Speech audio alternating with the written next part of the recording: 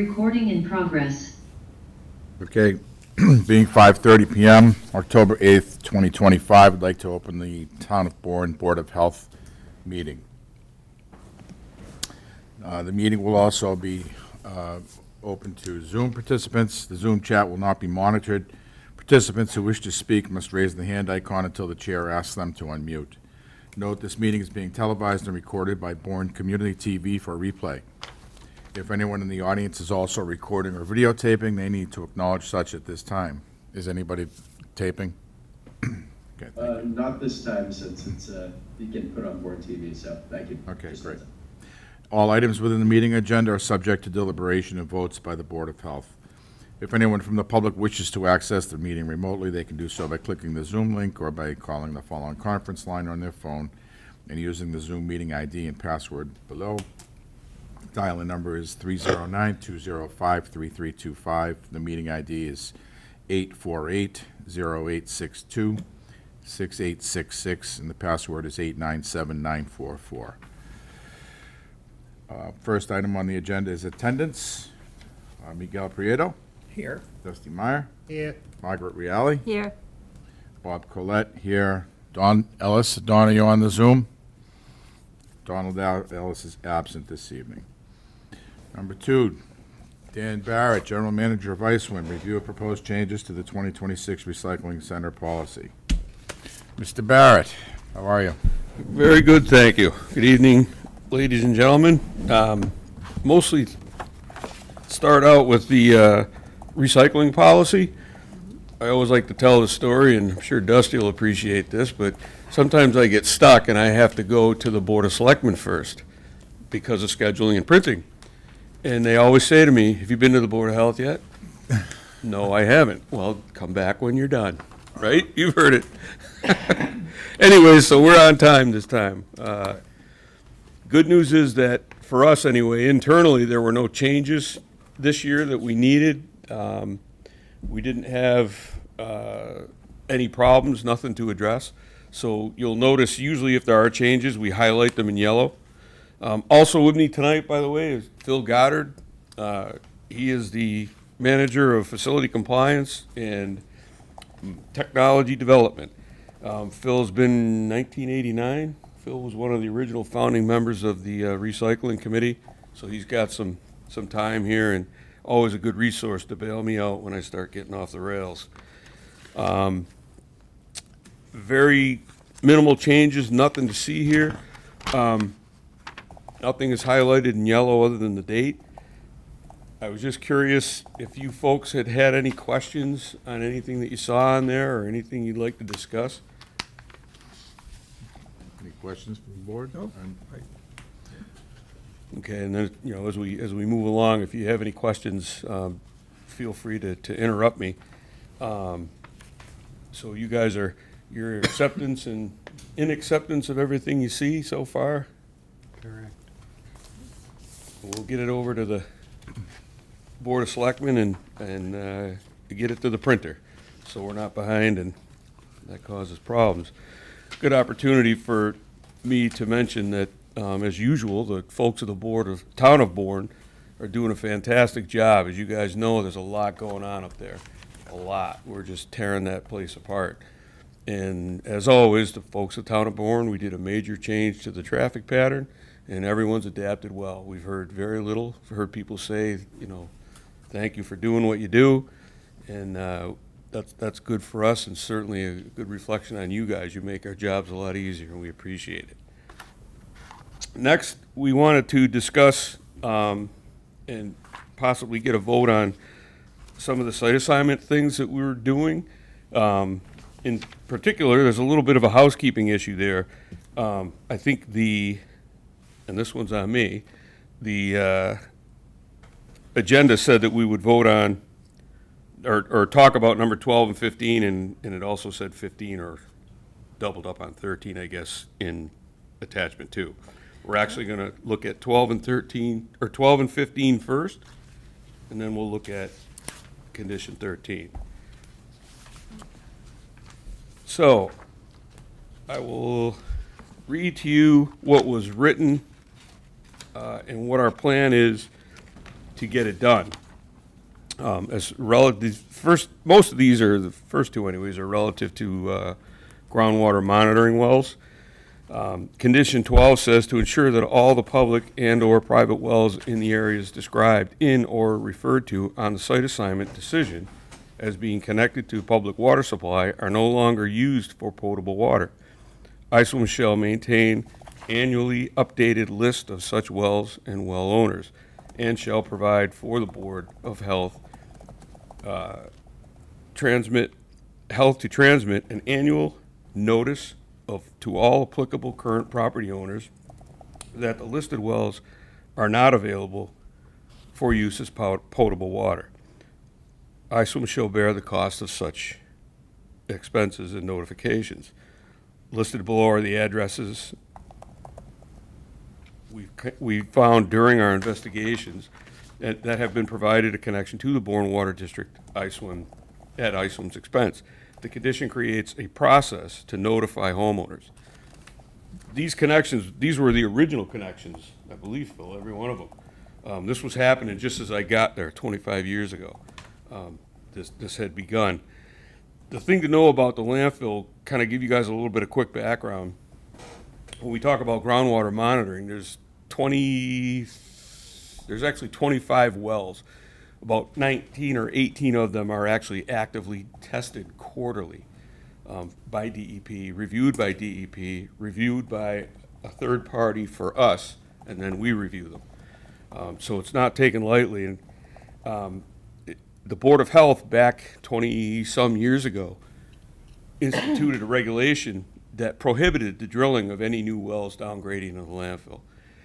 DEP, as a matter of course, issued the same rule, I guess, or guidance, if you will. It's just normal procedure. So that's what you're seeing here. And the Board of Health just wants to make sure, or the folks reviewing the site assignment want to make sure that we kept up with that and that we had a way of doing it. There were some things in there that we couldn't do in that condition. We'll get to that on 15. But while ownership of these properties may change hands periodically, the site addresses won't change and can be utilized by the Board of Health Director.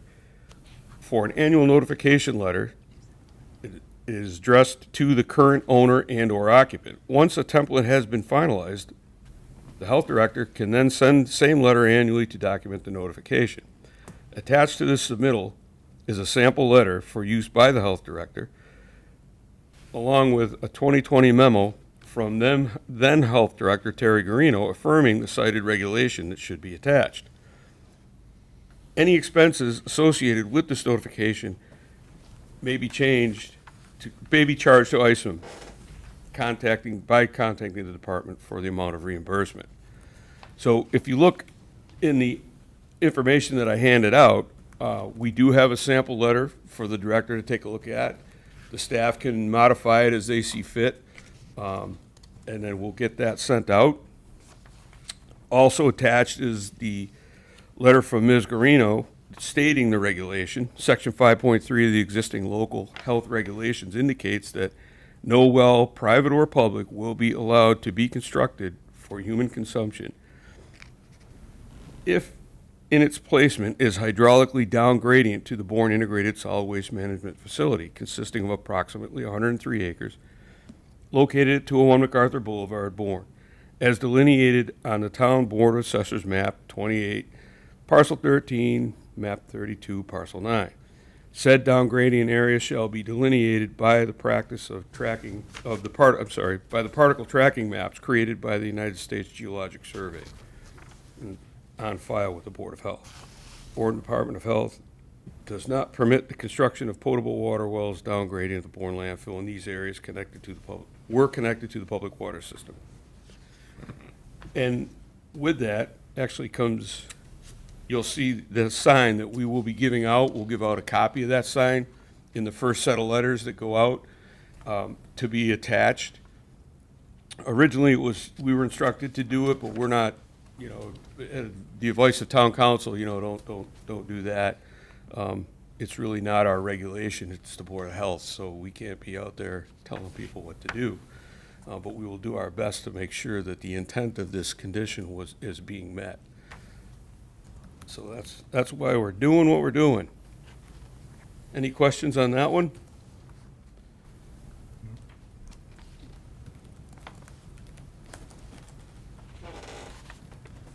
Let me ask you a question. Now, it was dated 2020, so you submitted this to the Board of Health before? No. Well, I'm sorry, we did earlier this year. This year, but not before? No. So this was done without the Board of Health approval? No, this was done as a result of the site assignment hearings in 2022. This was an additional new condition to the site assignment. Okay. Again, the Board of Health wanted to make sure that this was being looked after. Okay, so I'm just not fully clear. So these owners have not been notified of this? They were notified 20 years ago and they were connected to town water. But in that time period between now and back then, no, they have not. They have not been contacted. Okay.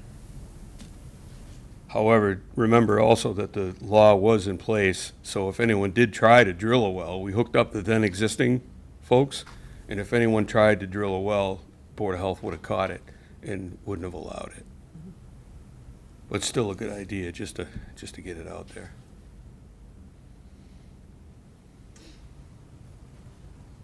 I guess my only question would be about these things. This is all, you're working with the Department of Health, and there's some things that's the responsibility of the Department of Health to do, some things that are your responsibility, and it sounds like this is already decided, this is good, and that this is what you guys want to do, and feel, the placement of the signs, the payment, and all this, all the responsibilities of who does what is all cool. It's already been decided and approved of, right?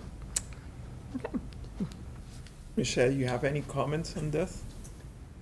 I guess my only question would be if the sign's gonna be sent out in the first notice, would those be provided to us before we sent out those letters? Absolutely. All right. Absolutely. And then all postage, it'll be a little bit bigger. Yeah. That's like an actual size of the sign. Mhm. So all postage will be paid for by us. And Okay. So can we address questions to Ms. Shea, or we can? Okay. Yeah. So does this meet the conditions that were set up before we were here back in 2022, or we need to do something different? So yeah, so this would be ISWIM complying with the conditions that the board set forth at that time. So as long as you guys are okay with these steps that they're taking, this would be them complying with those conditions. If there was anything additional that you wanted to see or anything changed within this, then that would be our time to address. So it does meet the conditions that were Yes. set. Notifying the So that homeowners, was my yes. question. Mhm. Okay. That was basically what I was trying to ask, Yes. in Yes. other words. Those homeowners are all listed here, right? So they're the current homeowners, right? On these properties. I believe so, yes. These are the list, this Phil Goddard. Yeah, Phil, come on up. Phil Goddard with the Department of Integrated Solid Waste Management. This is the listing of the people and the owner as identified at the time, and this is, that owners may change, but the property address won't. So all identified down gradient well, portable well, private well owners were hooked up at the time. We sealed that off with the bylaw so that nothing ever came after that. So these are the group that would be annually updated, and they could change. And I cannot testify that, some haven't changed. Yeah, probably. The addresses are listed as, I looked through all the records of all, we had several permits we went through, and we had Kate Mahoney as a consultant in groundwater, and we went through and we hooked them up, and I actually was personally there in most of these. Great. Okay. So someone from the Board of Health will be going physically to the house and placing the signs? We would most likely mail the signs out and let them place it themselves, as it's private property. And will you check, follow up to see that, because of the fact that to make sure they got the. message. The message, yeah, that's all. Well, all of the water that they're utilizing in their home should now be connected to town water. So Yeah. the only way that they would be utilizing the non-potable water well, would be outside of the connections the plumbing is already connected to. So the sign at that point would really be only useful for the sale of the property, but we can try and set up a time, that can be something we add to the letter. The first letter that goes out is, call us if you have any questions, and Yeah. if you want to set up a time to verify. I that was just place, thinking, something you along those know, lines. in other cases where we've tried to be in touch with them, and they come in, they've never seen, Yeah. never heard, they haven't, so just wondering if, So those connections were already made Yes, 20 years ago. 20 years ago. but now the wells are sold off, the houses are connected to town water, so it would be hard for them to start using it again anyway, right? I mean, they could not have completely decommissioned the well. It could still be there, just sealed at this time. I'm unsure of what their process was at that time. Again, private property, so it was their prerogative to do what they wanted to do on that, so. Okay. Yeah, like I said, I mean, it was before I got here. It was right as I was getting here, actually, that they were finishing that project up. And I think that some of the board members in 2022 had been around at that time and just thought it was probably a good idea to update this, just to run it through again. Yeah. And make sure that folks were As people change, houses Aware. change hands, properties change Exactly. hands. exactly. Then we To the go chair. on to condition 15. Give us a quick second. Oh, no problem. Question for the chair. Oh, yes. So, can this be separated, or we need to vote? Because number 3 has 2 conditions, or do we vote per condition? Well, we could, yeah, I would prefer that we do it as one. As one? One, yeah. So we'll wait until he's done. Yeah. Okay. Condition 15, ISWAM shall take affirmative steps to ensure that all public and private wells in the areas described or referred to in the site assignment decision as being connected to public water supply are properly labeled via permanent placking as not available for potable water. And ISWAM shall bear such costs of notification and labeling. To the extent permitted by law, ISWAM shall cause the annotation to be recorded at the Registry of Deeds for each well included in this condition. The change here was that, at the advice of town council, we really can't mess with anybody's deed. So we back away from that one. We'll do everything in there. We're gonna supply the sign, we're gonna get it mailed out, we're gonna do the checking, make sure the folks all get notified through Katie and the Board of Health staff, but we can't really be messing with anybody's deed. We just don't have that jurisdiction. That's beyond what we can do.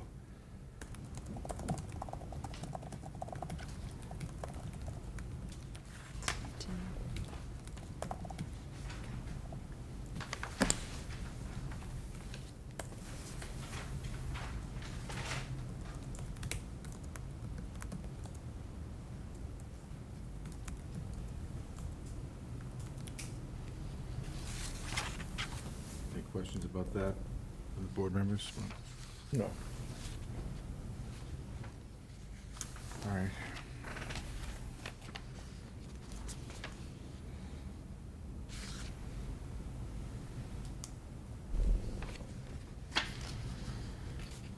Well, I guess a question to Michelle. This also meets the requirements that were set in 2022? Yes. Yes. Okay. And that was something we had discussed last year, the year before that.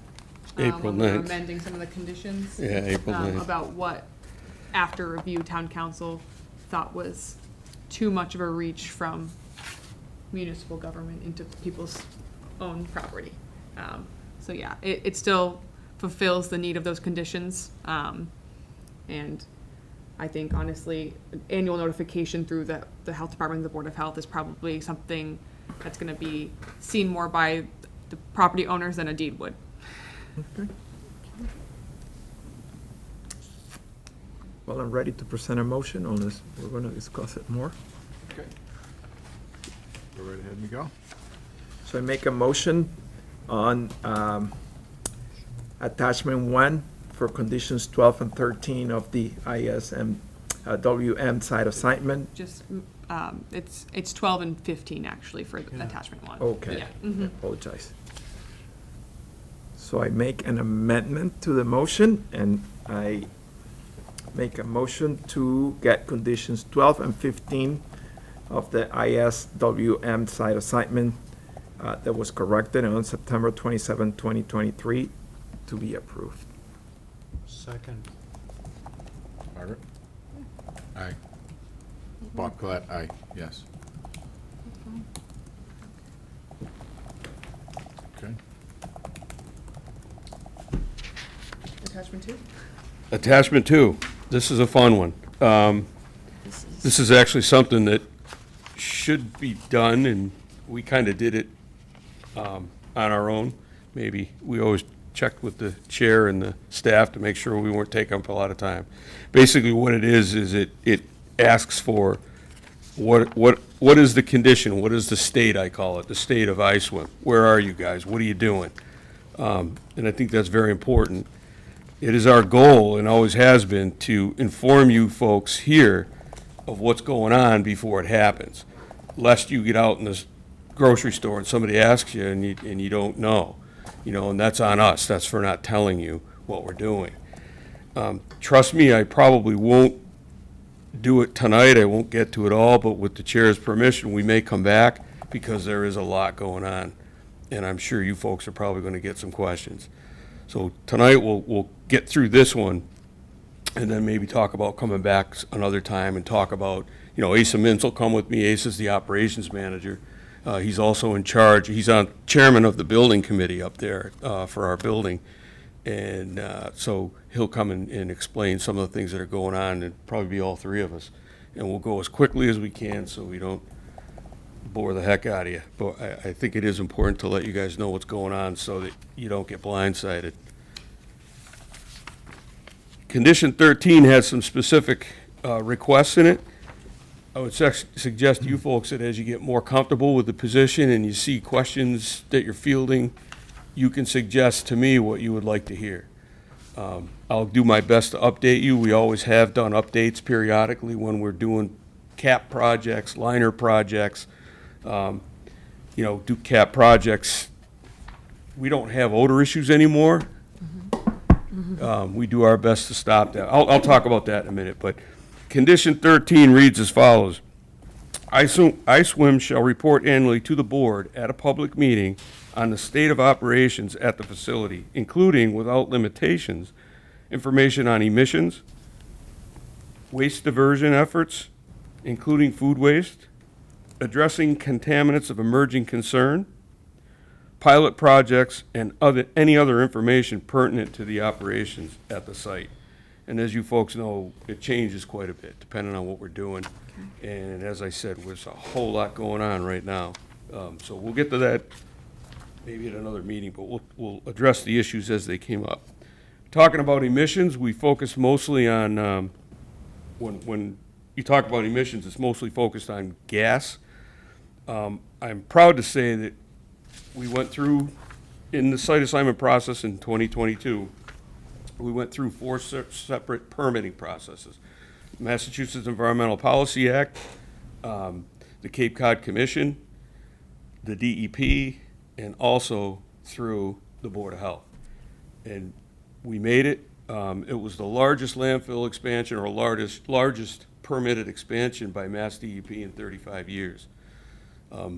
They kind of sprung it on Phil and I that originally they just wanted us to do piecemeal expansions.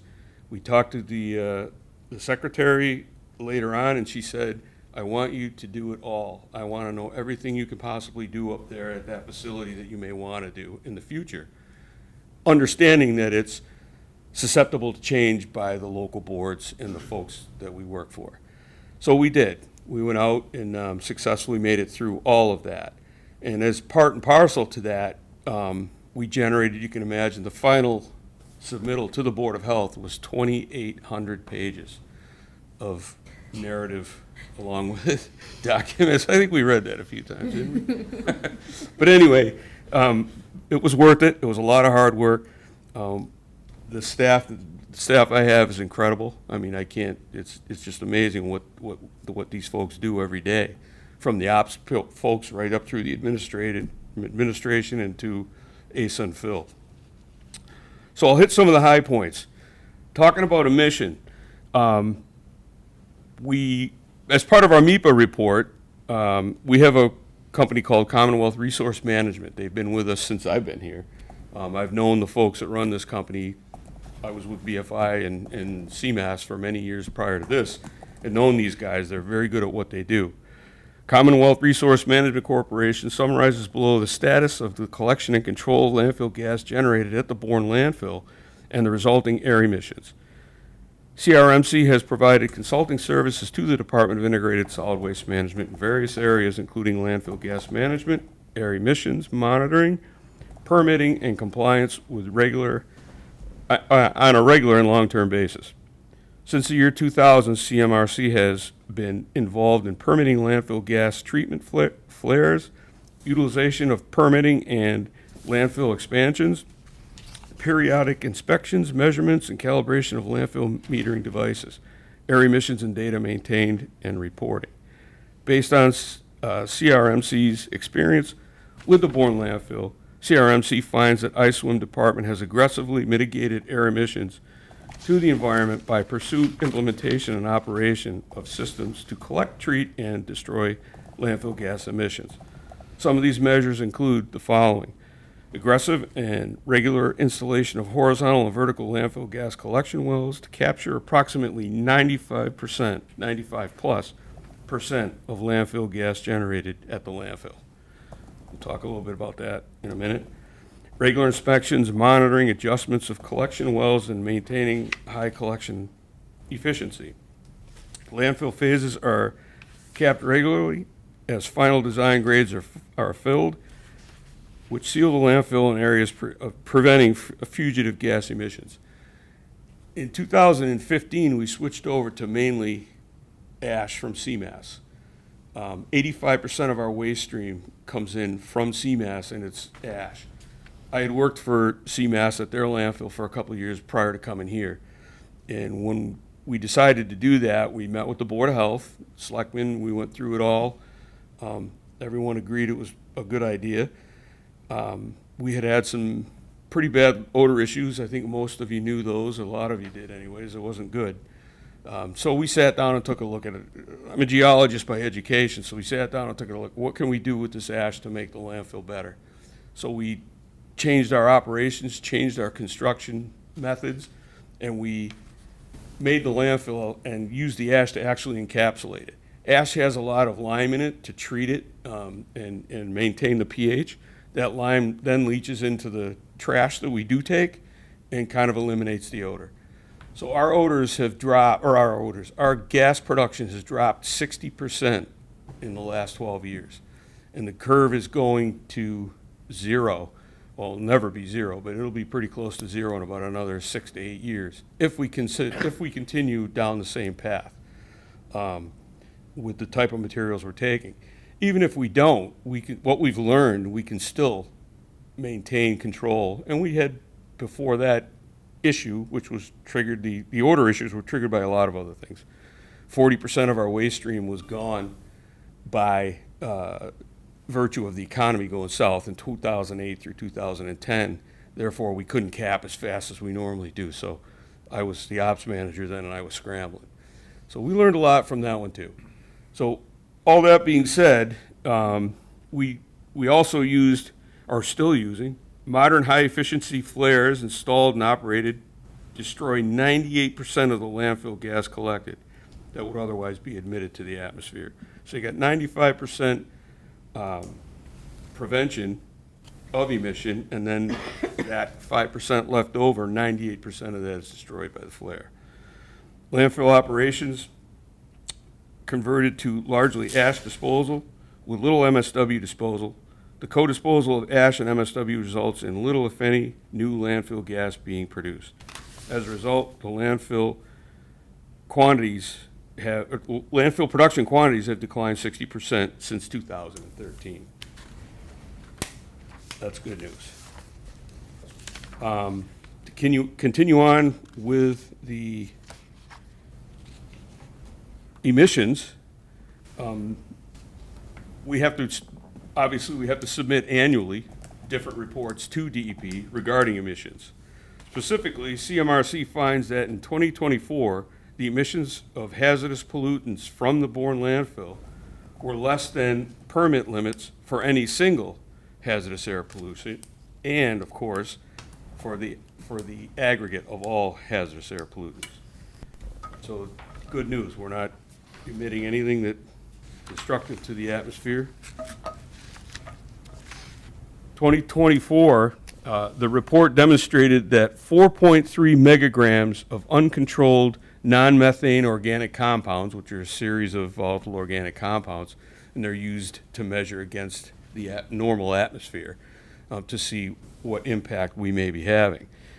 Because the uncontrolled NMOC emissions are below the 34 megagrams per year threshold, as calculated by the Tier 2 method, the Bourne landfill is not subject to controls of monitoring and most of the reporting required by the new NSPS, New Source Performance Standards, for municipal solid waste landfills contained in 40 CFR Part 60. So we are emitting 4.3 megagrams. The maximum, which was dropped from the original number of 51, is now down to 34. We're barely a tenth of that. So we're doing okay with that one too.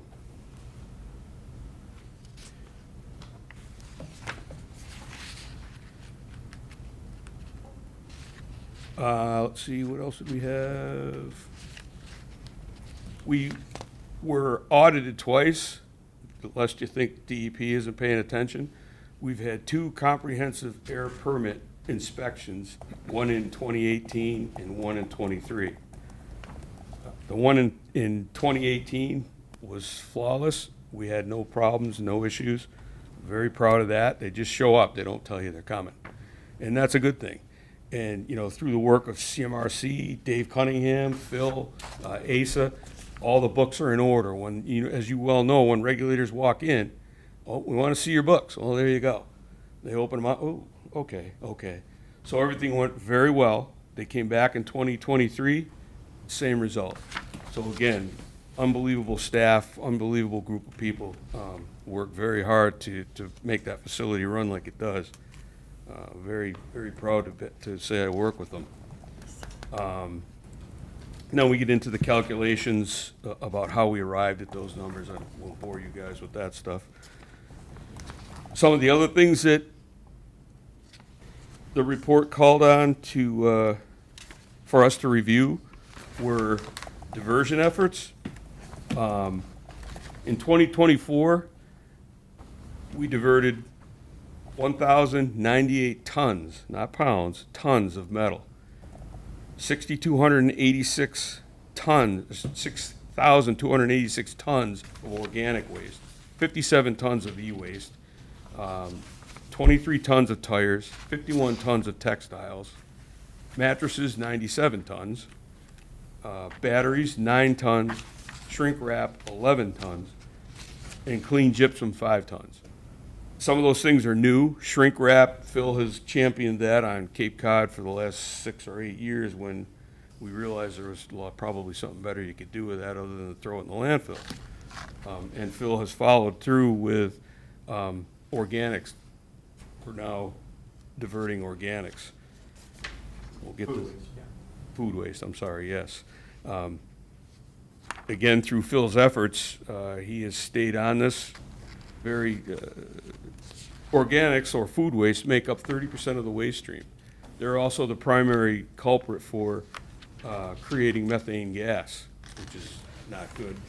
DEP has done very well at putting out some regulations to try to curb that. They went after the big colleges and the jails and the hospitals to try to get all that food collected. They did. For his efforts, Phil said, geez, we need to have something here on the Cape. Our organics now go up to, which one of the facilities is Black Earth going to? Manchester, Groton. So it's a pretty good hike. That's a big carbon footprint. Phil started working with a couple of folks. Mary Ryther from Falmouth is on his team, and Carrie Purcell from the county is on his team. They were able to secure some land through Joint Base Cape Cod to start a facility. They're in the process of developing. The base has committed to the land. Very briefly. So the county is taking the lead on this, just to be clear. Kerry represents the county and the county administration and the commissioners who are the lead, and Mary from Falmouth and Bourne are the lead, we call it the development group. A lot of work here. So we spent the last 5 years, literally, or more, after the Cape Cod Commission did a study of what we could do with solid waste in the Cape, and they came with the number one thing was divert food and organics, but nobody had a place to put it. So we worked with the military division and executive director, at the time General Foe, and we identified a 20-acre parcel that is going through the review for the master planning at the base with all the land out there, which I'm sure this board will be discussing in great detail with affordable housing and other things, right, and sewer connections, et cetera. So they're going to include this parcel as part of the divestiture review by Mass Development, which is the entity, the quasi-state agency that does this sort of divestiture. And provided that there's no other use in the state, that it comes out and it goes out, and who wants it, and hopefully the county will, working with the commissioners to say yes. And we've heard from Barnstable and Yarmouth, they want to join the Upper Cape and go to this, and it could likely be the entire Upper Cape, Cape Cod goes to a, it will go to bid potentially, and they would do a accelerated, controlled, aerated, controlled static pile, they call it. And it accelerates the decomposition, it creates good soil, but it's a $3 to $4 million investment. And getting a place to do it's hard, because people are concerned about odors, you know, because it can be stinky, you know. But we've got a great spot. So hopefully all this will be developed the next year and a half to 2 years, and then built thereafter. And then, you know, the state has been recognized nationally for its efforts to divert food waste, one of the leaders in the country, in fact. But we're difficult. We don't have farms in eastern Mass like they do out, you know, we don't have the vineyards out in San Francisco where they do a phenomenal program at the curb. They have Napa Valley, and we don't. So we have to do these little sites with the controlled. So very close to this, but I'm sure you'll be hearing more later. And there's an article in your package talking about that, and county has really stepped up. And normally they don't get into infrastructure and solid waste issues as much, but the commissioners identified this one, you know, as a particular interest. So stay tuned. Great, thanks. So, again, you know, Bourne always tries to stay on top of the development of the thing. When we talk about contaminants of emerging concerns, the odor issues were caused by hydrogen sulfide generation back in 2010, 2008, mostly because state had banned disposal of waste that was creating grinding up of gypsum, which released hydrogen sulfide. We got behind the 8 ball. We had a lot of odor issues because we were taking all demo at that point, all demolition waste. So we were able to get behind that. We developed a scrubber, the only one in the country that had ever been, the only one that did it this way. We were able to take the effluent or the waste product from that, put it back into the landfill through a pilot project with Mass DEP. The caveat that we put on the RFP when we put it out there was you can't generate any hazardous waste, and the material you generate has to go back into the landfill in a form that will not create hydrogen sulfide. A lot of the big companies were just turning it back over using iron oxide, and it was coming right back out as hydrogen sulfide. So it wasn't working real well. Anyways, very proud of the fact that a local gentleman, Steve Boyd, from over on our side of the bridge, just popped in. He was from, well, he had his own company at that time, Hydros, but he was from Woods Hole. And he came up with a plan, and we helped him develop it. We worked with him very closely with DEP, and it worked. Along those same lines, PFAS came up. Some of the Board of Selectmen, some of the Board of Health asked us, what are you guys going to do? We're a small fish in a big pond. We don't have, you know, huge staff of legal people behind us. We're not a corporation. So we got right out in front of it. Again, I'm very proud to say that together with some other folks and our CEC, Construction and Environmental Services Management Engineering firm, developed the first, that we know of anyway, removal process for PFAS. We don't talk about it. We don't, the folks that helped us were mad at us. They wanted to go out. We're Bourne. We don't do that. We solve our problems, and we share it. We shared it with a lot of folks, but we're not talking about it. Just thought it would be interesting for the new board to hear the fact that we pursued that to a 30% plan for a plant. If we need to, we'll jump on it. Why didn't you do it right away? Well, because the regulations haven't been developed yet. We're shooting at a moving target. We don't want to build something, then find out 6 months later that they've changed the constituents and we got to wheel and do something different. So the town of Bourne is in a position to react if we need to. We were also able to sequester the concentrated PFAS that we withdrew. We tested that and found out that it works. We found a process from a professor out in eastern Michigan. We ran it through extensive testing, and it was recognized as being successful. So just to kind of update you, that's where we are on PFAS. We're not sitting back. It took us a year and a half and some money.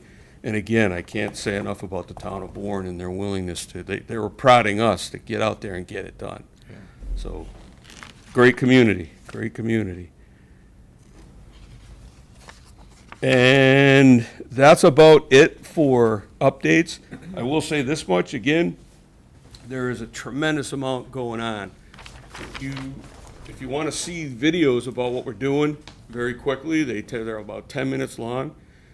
Just go to YouTube and type in YouTube videos and type in iSwim building, and they'll pop right up for you. There's 2 of them out there right now. We got a 3rd one ready to put out. And they're on our website too. And they're on the website as well, but YouTube's pretty easy. Yeah. Boom. iSwim building video pop right up. And just, again, the staff is incredible. Keep in mind when you're watching that video, it was all produced, it was created, filmed, and produced internally. So it's all done by us.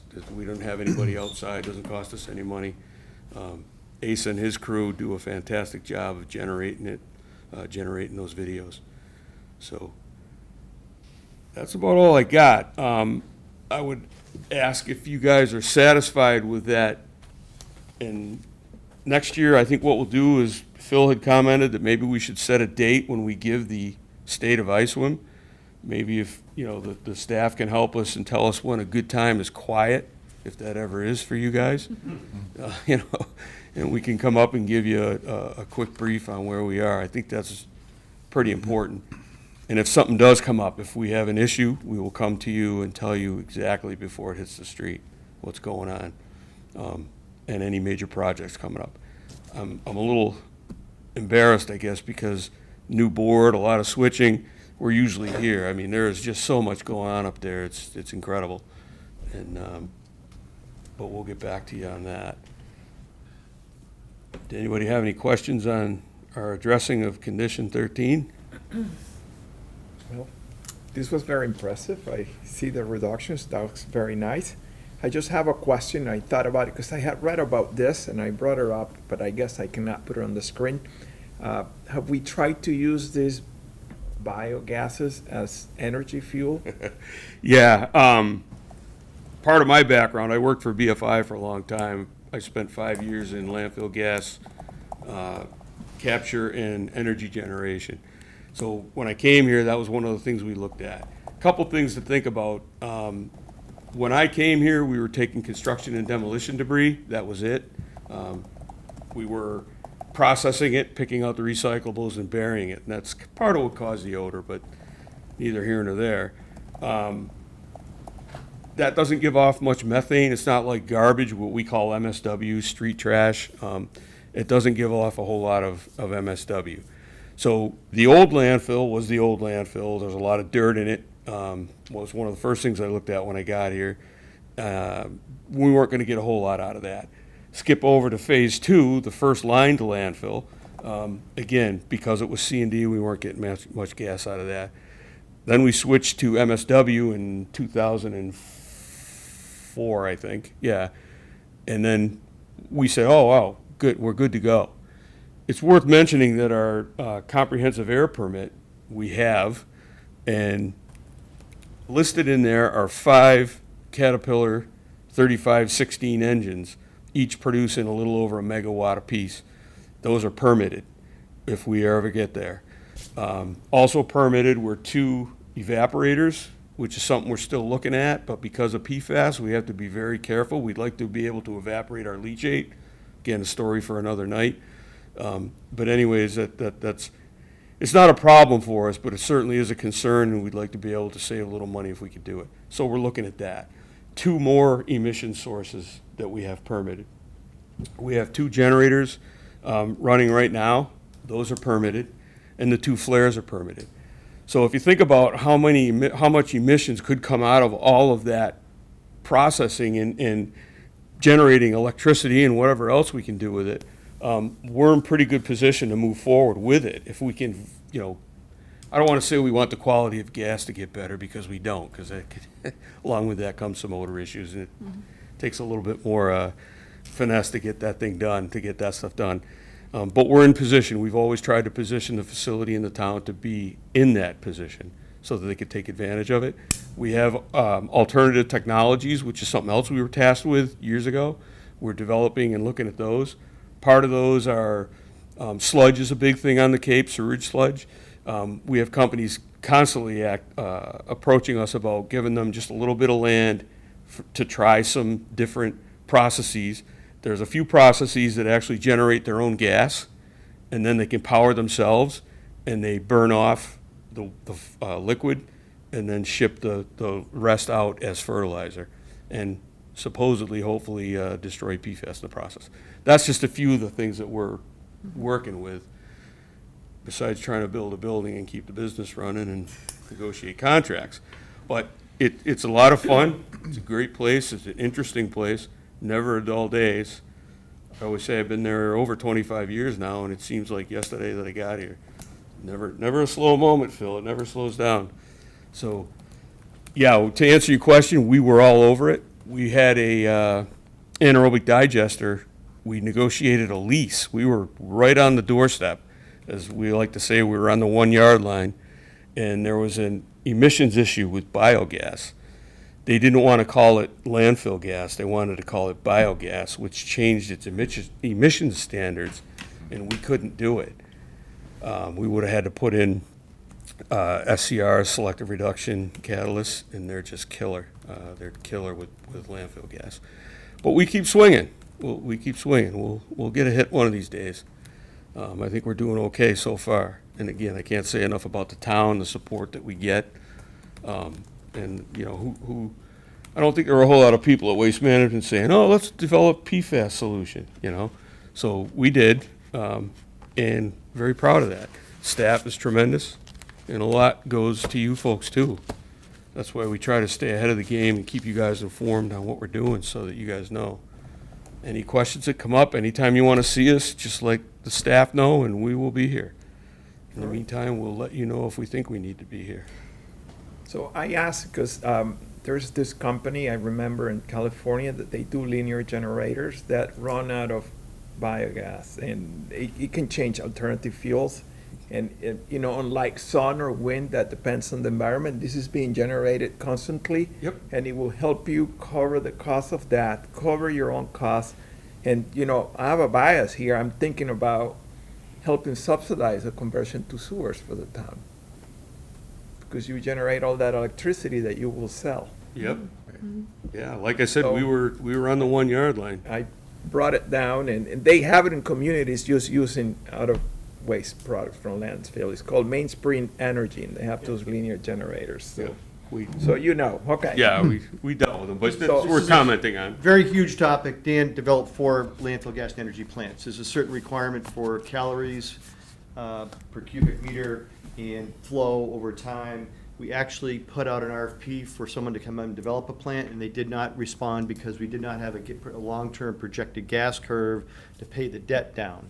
Nor could Harvest Power, that won the site lease, get a power purchase agreement for the electricity. So because we take mostly ash, there's no way we could support the $4 to $5 million to build a plant to do what you're saying. That being said, there's still gas calories in there, in the gas. What's developed now is renewable natural gas for injection into pipelines with lower thresholds, and there's a whole bucket of companies, including Mainspring, and I got like 6 of them. And Dan says, not yet, and we're gonna get there to look at whether or not we could inject it into a potential gas line we're bringing across the street, or use it on site. It's on the list, but it's a whole series of requirements to investments to scrub and clean and dry and get the oxygen out and so forth. So all these technologies are developing. They cost a lot of money, but it's been on our radar for a long, long time. Believe me, Dan was the developer of the ones in Massachusetts in the 80s that started. I worked at Waste Management. We had a 5 megawatt turbine, but we just don't have the gas to support it. There are micro turbines and there's requirements, but we're getting there eventually, and every once in a while I say, Dan, we ready? It's not quite yet, because we gotta get the stuff built. But, it is in that curve you've seen that we talked about, it is evidence that we could not support a plant, standalone plant. But I just got one the other day, I didn't even tell Dan, they're like, can we come down? I said, well, I'll put you on the list. We got to, next spring we'll take a look at it. But it's something we're looking at because we do still generate some, SCFM we call it, because we take our trash and Falmouth's trash. So stay tuned. We may come up with some creative solution. In terms of renewables, last thing I'll say is that we're projecting a 5 to 6 megawatt solar farm on the closed landfill eventually, including the tops of the buildings. So as it closes out, we don't do it now because we're active. Why don't we do it at a landfill? Because they're all closed dumps. We're still an active landfill. So eventually in 2039, 2040, we may have a 5 megawatts on site, so stay tuned on that one. Thank you. Thank you so much. And I'm glad you're aware of all this. I just mentioned this. I mean, you will relate to that, Michelle and Ms. Burgess, and well, you will relate to that too, but you ladies are too young. When you remember Back to the Future, how they were just putting the trash in the car and they would be able to. Maybe someday, right? Yeah, we can use that, and eventually even the waste products from the water waste treatment programs, and it's just like, that would be lovely if we could do that. Technology is coming, I know, right? it's coming. That's what I was talking about, is we have a firm we're working with right now. They actually can generate their own gas once they get cranking. They have to get started, generate their own gas. They also evaporate leachate using the heat that they generate. So it's very attractive to us. So we just got to find a little piece of land to let them. They only want like a couple of acres, so we may find something that we'll move forward with. Again, there's a lot going on up there. Well, thank you very much, Dan and Phil. Could we possibly get a vote on condition 13? Yeah, sure. I appreciate that. That will be done. We won't bug you with that stuff anymore. So, are you looking for on the vote to, We would like to approve, seek approval of what we delivered today. We would also like to, in the future, set a date that you would be quiet and quiet time possibly for you guys, and we can come in, and we'll preface that visit with, at least a month of what we're doing and, what other things we're looking at, what type of emissions are we seeing, what type of, other contaminants we might be seeing, things that you might want to talk about. I'll try to get those into a list so that we give you something to look at, and you're not looking at the same thing every year. Michelle, does that meet the requirements? It does, and as a suggestion, I would say, this time of year, the early fall is a great time. So, if we wanted to tentatively just say the first meeting in October as our next annual update. Be happy to make the motion. Okay. If that's okay. Go right ahead. So I make a motion to approve the information presented for condition 13 in the annual report.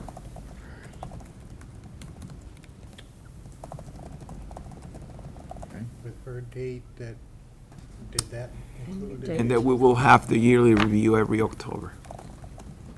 Second. All right. Aye. Okay. Margaret, aye. Bob, aye. And once again, thank you, guys. Thank you. Yeah, thank you. The world of information that you shared tonight was very helpful and informative. And I just can't, I'm never I can't overstate how impressed I am by that operation that you run up there. It's just, it's unbelievable.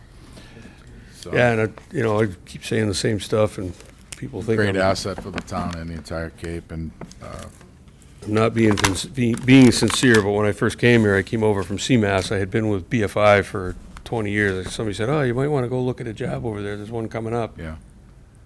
What do I want to go over there for? I just walked in, I went, whoa. And I met a few people around town that were involved. I mean, it takes a lot of guts for a town the size of Bourne to do what you're doing. Yeah. And it's amazing. I mean, the PFAS settlement, the hydrogen sulfide, good testament to the town.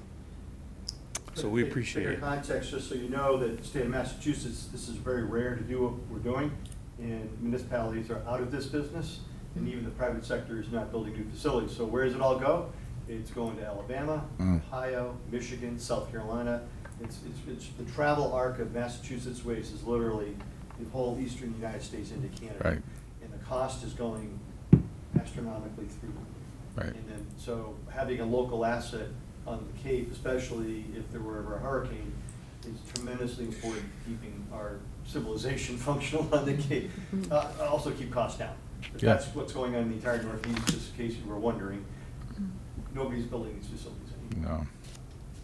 No, it should be a source of great pride for people who understand what's going on over there. So thank you once again. Yep, thank Look forward you. to seeing you again. I also want to congratulate you and your personnel. I was there a few weeks ago, and I was disposing of garbage incorrectly, and they were still courteous and very helpful. So, well, I apologize, but they were courteous and helpful, so that's important for the community. So tell them that they're doing a great job. It is. And that group I up did there. not tell them I was part of the Board of Health. I did not. You can recycle pizza boxes, get that one a lot, just take the pizza out. It's fine. Okay, good to know. Well, we appreciate it, folks. Thank you for your time. And we'll see you in a little bit. Okay, sounds great. Thanks. I found a lucky, Nice. couldn't resist. Okay, so moving on to item number 4, 174 Clay Pond Road, 7-Eleven store, number 37489. Request for a hearing relating to a violation of the Bourne Board of Health tobacco regulations on July 8th, 2025, the availability of true blunt wraps for sale.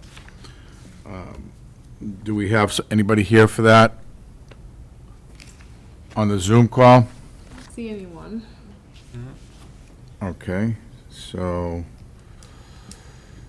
They requested, right? They requested. Yes, so this particular violation wasn't one that required, a suspension of their license, so we typically will just send them the violation notice and a fine.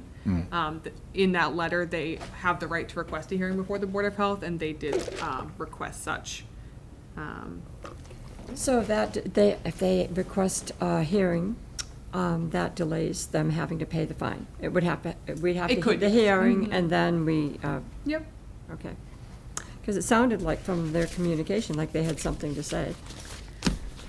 Yeah, I know that Dion had also spoken with, because it's a corporate store as well, so we spoke with someone from corporate, and they said, yeah, no, we understand the violation, we, advise them to pay the fine and move on, but the owner still wants to be heard, but I guess they are not here this evening. the new, fairly new owner for that location, right? So, Yes. Yeah. Yep, this is the Do newer we need to owner. make a motion to proceed with the fine, or that just automatically goes by? I'm asking. I don't know. It's automatic within your regulations, but it couldn't hurt to make a motion either way. I'm prepared to make a motion, so I move that the 7-Eleven store located at 174 Clay Pond Road shall pay a $1,000 fine for violation of the Bourne Board of Health tobacco regulations on July 8th by having true blunt wraps for sale. I can stipulate that the fine must be paid within 7 days by check. Shall I? If Payable. that's what you want, you could, extend That it. was what the, what was in the regulation. Yep, so I mean, it could be a specific time, you could extend it to their permit deadline, you could give them 30 days. It's all within your purview. We do track when it comes in. Oh, better to make it quicker, right? Yeah, absolutely. Because if we put it off, Mhm.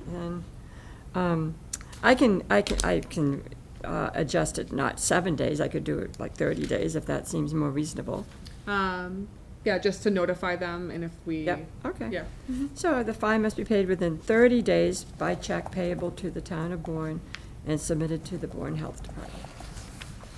I second. I will get a letter saying that, but I wrote that thinking they were gonna be here. Yeah. So Miguel seconds. Dusty? Yes. I abstain as the director of the program that conducted the operation.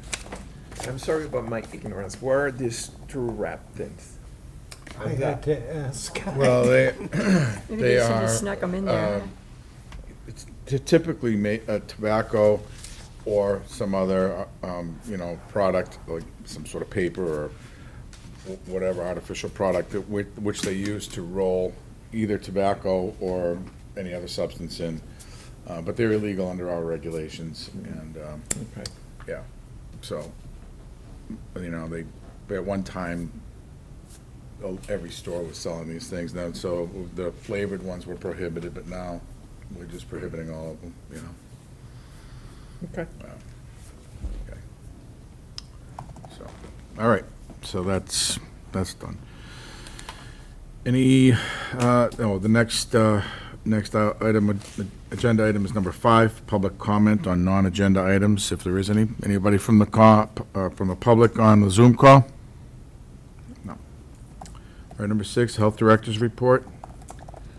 So I had nothing, but I did want to give you a quick update on what we discussed last meeting, 6 Massasoit Ave.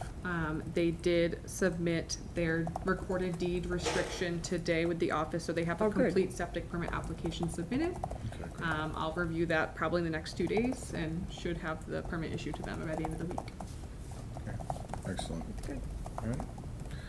Comments from the board regarding future agenda items? Number 7. I just wanted to clarify something. It's not really future agenda, but it kind of has an impact. So I just wanted to be clear, with Dan Barrett being here, he gave his report. I'm just wondering, he was doing that because that was part of the condition of the 2022 site assignment. We said, great, but you'd like you to do these. So he was fulfilling that. Yes. So I was wondering, why we had to vote on that, except that maybe he was requesting to have an absolute date so that he would know and be able to plan every year. Is that, I was just wondering why we had to have a vote. Yes, I think particularly because he did give a semi-update at a meeting earlier this year, and it was Right. not accepted by a board member.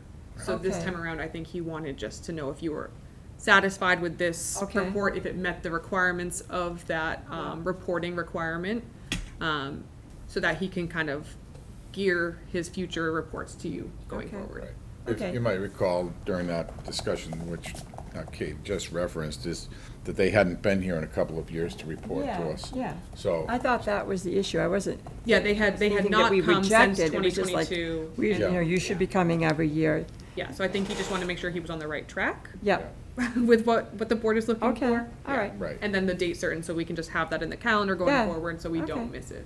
great, right. okay. And as he referenced at the beginning, he, when they go to the Board of Selectmen, they always say, have you been to the Board of Health for their approval on this, or have you given them this information? So now he can go back to the Board of Selectmen and say, yes, I've been to the Board of Health. Yeah, okay. So, All right, so okay, yeah. just wanted to understand why, I thought, oh, great, you're doing what we asked, and, it was just a report, so, but don't think I think it was a good idea You to, need to have a motion on the report in future, not necessarily required, or Right. needed, yeah. okay. All right, very good. So, number 8, an approval of minutes from the previous meetings dated September 10th, 2025, and September 24th, 2025. Okay. Does have the 24th. I one say, still. I was gonna say, I only have the 24th, so, And they look good to me. So I move that we accept the minutes of September 24th, 2025. I abstain, I was not present. Okay. Second? Dusty second, okay, and aye. So we are all set there. Those are approved. And I will entertain a motion to adjourn. I make a motion to adjourn. Okay. Second it. Margaret, second. Dusty? Yes. Aye. Yes, Bob, yes, aye. Okay. That's a wrap. Recording stopped.